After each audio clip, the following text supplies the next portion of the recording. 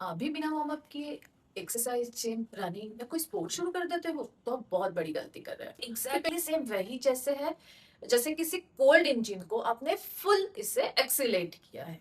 तब जितना ज्यादा अच्छापन उतना ज्यादा थर्स्ट मिलेगा।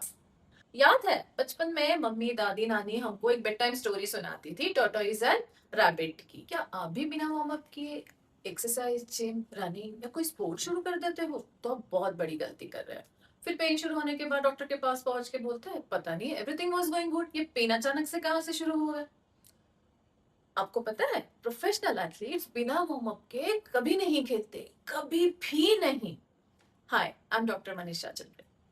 मेरे एक पेशेंट जो पेनफुल स्पोर्ट्स इंजरी से रिकवर हुए और बाद में क्रिकेट टूर्नामेंट में प्लेयर ऑफ द सीरीज बने, उन्होंने मुझे बोला मैम एक वार्म अप के इम्पोर्टेंस पे एक वीडियो जरूर बनाइए। चलो अब मैं आपको वैसे ही समझाती हूँ जैसे मैं अपने क्लिनिक में पेशेंट्स को समझाती हूँ, बहुत ही सिंपल भाषा में। बस इसमें आपको दो बातें समझना जरूरी है। एक, कि वार्म अप का हमारी बॉडी पे बायोलॉजिकल इफेक्ट क्या है, और दूसरा ये इतना जरूरी क्यों है। चलो अब हम फर्स्ट पॉइंट पे बात करते हैं। हमारे मसल्स कॉन्ट्रैक्शन और रिलैक्सेशन के एक बहुत ही फाइन मूवमेंट बैलेंस पे काम करते हैं। अब चाहे रनिंग हो, जंपिंग हो, बॉलिंग हो या कोई भी स्पोर्ट्स खेलना है, तो हर मूवमेंट का सिग्नल हमारा ब्रेन देता है। मसल्स को हाई स्ट्रेंथ जनरेट करने के लिए ऑक्सीजन और अच्छे ब्लड सर्कुलेशन की बहुत जरूरी होती है। रेस्ट मोड में हमारी बॉडी मसल में ब्लड फ्लो नॉर्मल रहता है, बिल्कुल सेम उसी तरह जैसे किसी गाड़ी गाड़ी के इंजन इंजन आइडलिंग पे चल रहा है। वार्म अप धीरे धीरे ब्लड सर्कुलेशन को बढ़ाता है, मसल तक ज्यादा ऑक्सीजन पहुंचता है, उसका टेम्परेचर बढ़ाता है और उसे ज्यादा लोड उठाने के लिए तैयार करता है। अब एग्जैक्ट उसका उल्टा सोचिए कि बिना वार्म अप किए अचानक से आपने स्प्रिंट शुरू कर दी, या कोई हेवी लिफ्ट किया, या कोई स्पोर्ट्स जैसे बैडमिंटन, क्रिकेट खेलना शुरू किए कर दिया, तो ये एग्जैक्टली सेम वही जैसे है जैसे किसी कोल्ड इंजन को आपने फुल इससे एक्सीलेट किया है। तब हमारा मसल बोलता है boss I am not ready yet, मुझे बर्न के लिए ऑक्सीजन चाहिए, तभी मैं नेसेसरी थर्स्ट जनरेट कर सकता। अब ये मसल हमसे बात कैसे करेंगे? टाइटनेस, स्पाज्म, क्रैम्प या कोई पेन देके। ये उनकी वार्निंग साइन होती है। क्या आप इसरो और नासा के रॉकेट लॉन्चेस देखते हैं तो शायद आपने ये बर्न और थर्स्ट ये वर्ड बार बार सुना होगा। जितना ज्यादा अच्छापन उतना ज्यादा थर्स्ट मिलेगा। हमारे मसल लगभग सेम थ्योरी पे काम करते हैं।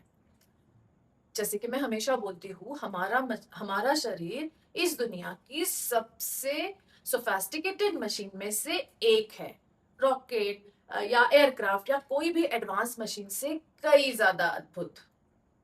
और अगर आप ये मसल की वार्निंग साइन नहीं सुनते हो और उसको पुश कर देते हो, तो definitely you will end up into having muscle tear, ligament tear या कोई टेंडन इंजरी। एक इंटरेस्टिंग बात मैं आपको बताती हूँ। मेरा क्लिनिक ना मगरपट्टा सिटी में है। हर विंटर्स में नवंबर दिसंबर अराउंड यहाँ पे मैराथन का या स्पोर्ट्स फेस्टिवल का सीजन शुरू हो जाता है। हर वीकेंड, लगभग हर वीकेंड कोई ना कोई मैराथन या स्पोर्ट्स टूर्नामेंट जरूर होता है। उसके बाद मेरे पास कई कैजुअल प्लेयर्स या कैजुअल रनर्स आते हैं, नी पेन, टेंडन टियर या काफ पेन, ऐसे काफी सारी इंजुरीज लेके। मैराथन में दौड़ना या कोई स्पोर्ट्स खेलना बहुत अच्छी बात है, लेकिन क्या आपकी बॉडी उसके लिए रेडी है? क्या आपने उसकी प्रॉपर तैयारी की है?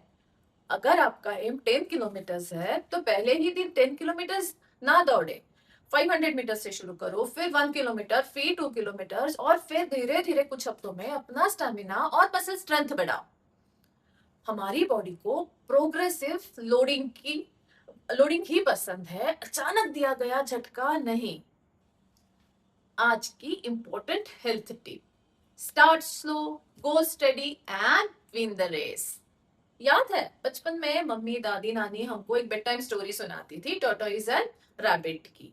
सो वो क्या बस एक बेड टाइम स्टोरी थी? नहीं, वो भी फिटनेस का एक बहुत बड़ा मंत्रा था।